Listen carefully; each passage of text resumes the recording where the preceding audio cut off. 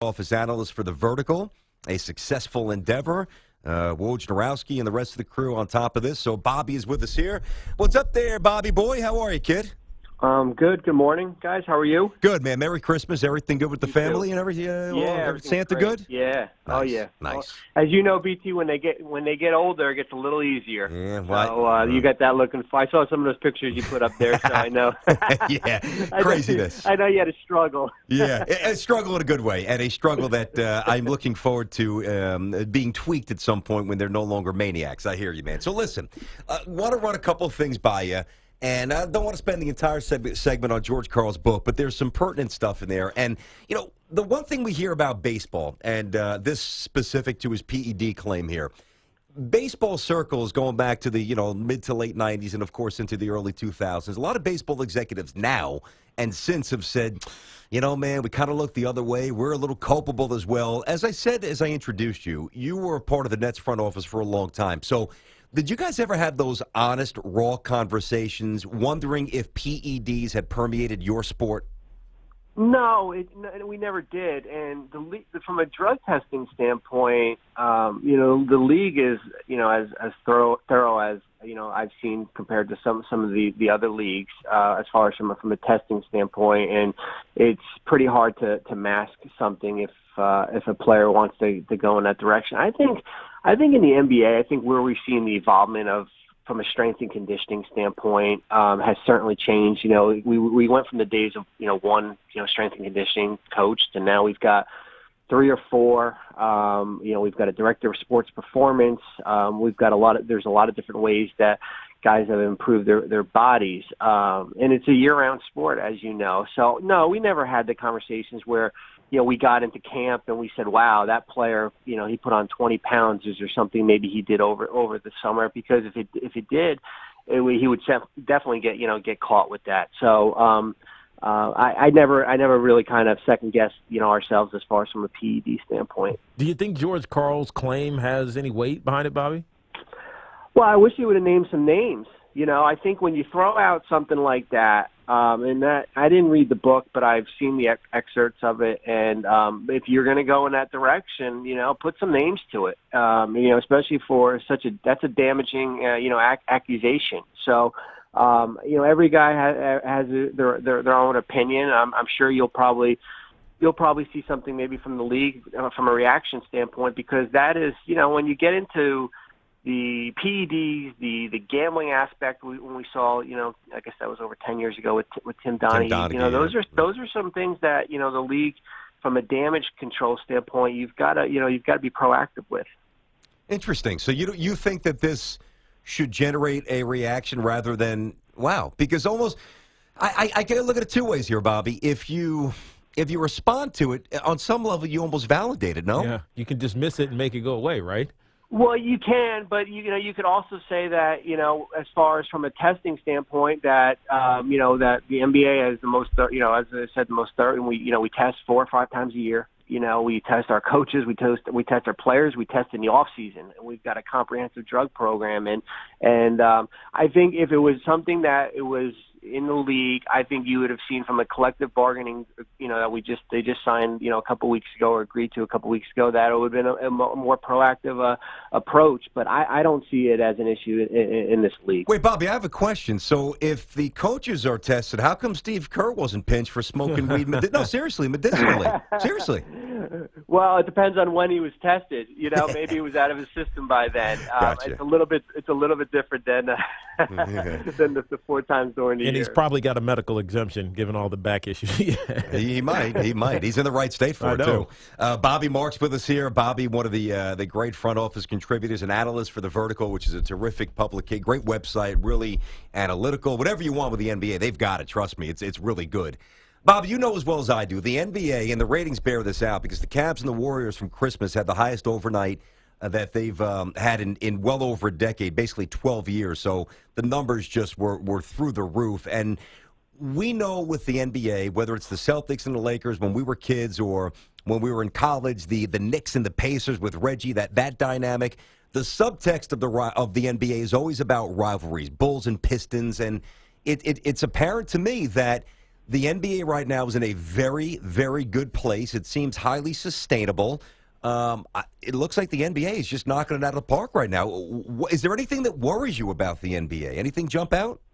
Well, the only thing that would worry me is if this is going to be how long is this Cleveland Golden State? Is this going to be for the next 4 or 5 years, and we're going to see these teams in the finals? It looks like certainly for this upcoming June, but is it going to be a carryover? And I think he can, and I don't know if that loses a little bit of appeal from a fan perspective. Certainly how these teams are built, because with Golden State, with the 4 guys in Cleveland, that team's not going anywhere soon. So, but I think where you look at the league, BT, is there's so much parity. You look at the East, and outside of Cleveland and Toronto, from 3 to, I guess, 10, and out West also, there's a lot of good teams there. So at least it gives you from a hope standpoint that you're not too far away from catching Golden State or from Cleveland. But you're right, and we saw Christmas Day, even with that Knick Celtic game, the ratings was really good. Mm-hmm. It's in a good place. We've got a new collective bargaining agreement. It'll be interesting as far as what the trend will be once this agreement gets into place, as far as the goal was to keep these stars together and not have what we saw last summer. So that will be interesting if that takes form. But from a health standpoint, no. I mean, we're probably the league is as healthy as it was probably back in maybe even back in the in the 80s and maybe even early 90s here. Now, obviously, Bobby, the players are going to benefit from this new CBA and the amount of money that's coming in. But are we going to see? You think we're going to see more movement of star players to join each other? Well, if they're gonna do it, it'll come at a sacrifice from a financial from a financial end, and you'll see there's designated player exception or extension that they put in where you hit certain criteria, and you'll see it with Curry this summer where he'll sign a contract. He'll be eligible to sign a contract in Golden State for $210 million. But if you wanted to go sign, let's say in New York, you'd have to sacrifice $70-80 million. So it will depend on, if that's the direction you want to go in. But it'll be the other thing will be is that a lot of these players will be on either their 3rd or 4th contract. So you've made money on your rookie contract, you've made money on a rookie extension, and now do you want to sacrifice some money to go in a winning spot? Is it DeMarcus Cousins in Sacramento who'll be eligible for one of these extensions this summer? Does he want to go play on a team in Boston or a team in Toronto, let's say, or does he want to stay home and cash in? So it will be interesting as far as who will be that first guy to kind of leave the money on the table and go play for one of these teams. I'm curious, Bob. Give it to us raw. Give it to us real. And we know that you will. Bobby Marks with us here from The Vertical, former Nets executive for a long time. You're a team that has salary cap space, is a few levels, a few rungs away from being viable in the championship picture. Do you really want DeMarcus Cousins on? Would you trade for him? What's being said behind closed doors? It's what, BT, I interviewed him in 2010 during the Combine.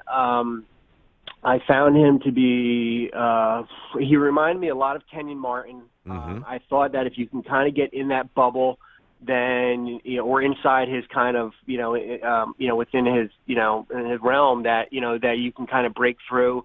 I would be nervous with my locker room. I would be nervous I would need a strong head coach. I would be nervous to how much I have to give up to get him. Is it are you going to deplete your assets for him? They've started to play better. They've won 3 or 4 in a row. He's as talented as I've ever seen from a big man that I've seen in a while. But there's a lot that comes with it. So, do you want to kind of maybe sacrifice some other things for the sake of that? So that's the big thing that if you're a team that you're asking yourself. But I don't see Sacramento moving him. Wow. I think you from a team that's that's a team that hasn't made the playoffs in 11 or 12 years. I think that for them, getting into the 8th seed is probably better for them than maybe the health of the franchise. And I think you could probably say that for Rudy Gay, who's an expiring contract. And we've seen, his name in the trade rumors also, is that when you get to February, if you're sitting in that 8th spot, Do you want to just get into the playoffs, or can you move Gay to get maybe a future pick, or a piece that can help you in the long run? Yeah. As you said, the comparison to Kenyon Moore, and I always said it, and I haven't been around DeMarcus Cousins, but I was around this player a lot with the Knicks on a nightly basis. I always got the sense he had a little Zach Randolph in him. And to be fair, Zach matured, and Zach grew into a pretty good teammate and a guy that you can, for the most part, trust when he left the arena. So, maybe Cousins' maturation curve is, he's still lagging behind, but maybe it's salvageable. I would be very reluctant to trade for him personally. Like, if I'm Danny Ainge, I don't know if I'm messing with that, but I could still see the appeal, man, because he is a beast on the court. He's good. No, he is. And, now from the stretch the last, 2 weeks, he'll make the All-Star, probably All-NBA. And then, Sacramento's going to have to figure out what they want to do. They want to pay him $210 million and have him be the face of the franchise this summer. And that will be an interesting dilemma. You've got a new arena there. But you've never been able to attract free agents. So Cousins has been there 6 or 7 years. What makes it more appealing for a free agent to go there, next summer or the year after with him there? So it's a hard, it's hard to swallow if you're, Vlade Divac in Sacramento, where you've got an all-star player, but you've kind of been stuck in the mud here. Yeah, it's a tough call. Bobby, we got to bounce. Happy New Year. Great information, Bobby. We'll keep reading you on the vertical. Thanks, pal. Thanks, guys. Have a good New Year. Be good, Bobby. Back to you, Bobby Marks. We got Jacob Wilkins with the update. Then we got